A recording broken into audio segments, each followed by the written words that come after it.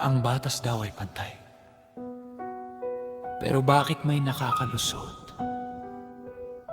May mahirap na mabilis maparusahan, habang ang makapangyarihan parang laging may pintong bukas. Ang ating batas may butas, diyan dumadaan ang tuso't malakas. May pera, may koneksyon, may kapit sa taas. Kahit mali ang ginawa, nakakalusot sa batas. May ordinaryong tao sang pagkakamali, bukas ang rehas, agad ang parusa't sisi. Pero kung makapangyarihan ang sangkot sa kaso, bakit tila mabagal ang hustisya sa mundo? Hindi namin hinihingi ang espesyal na trato. Ang hinihingi namin pare-parehong proseso. Kung batas ay para sa lahat, bakit may iba na laging nakakaligtas? Ang ating batas may butas. Sino ang lahing nakakalusot? Kung may salapi, may daan. Kung may kapangyarihan, may kakampihan.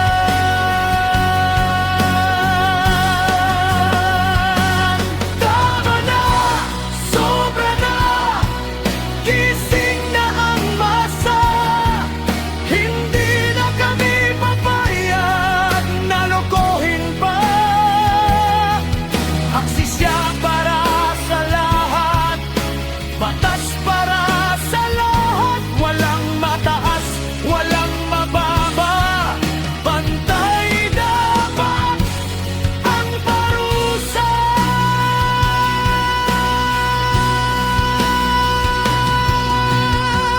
May mga papel na biglang nawawala, may mga testigong biglang nagbabago ng salita. May investigasyong tila paikot-ikot, at ang katotohanan ay lalo pang natatabunan. May pangakong mananagot ang may sala, pero bakit taon ang lumilipas, wala pa ring resulta? Habang ang bayan ay naghihirap at naghihintay, ang hustisya ba'y para lamang sa may malalaking kamay? Butas sa batas, isara, favoritismo, tigil na. Kasinungalingan, ibuniya, korupsyon, lantad. Hindi marido ang aming ipinaglalaban. Hindi kulay, hindi pangalan. Ang sigaw ng masa ay iisa, katotohanan ng pananagutan.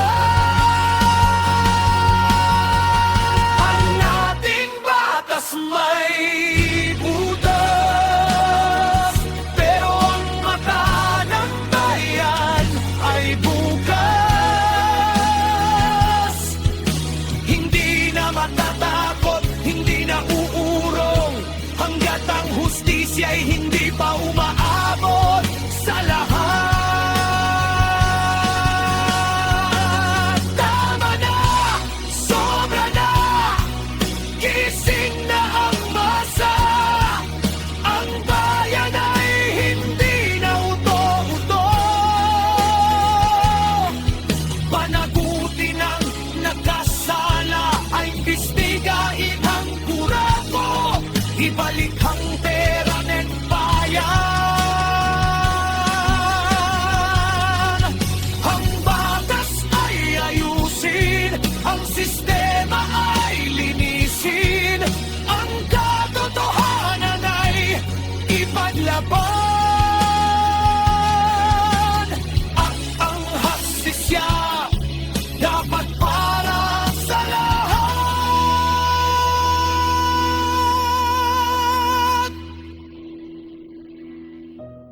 batas na may butas ay maaring gamitin ng tuso. Pero ang bayang gising, hindi na madaling lukohin. Gising ng masa. Panahon na ng pananagutan.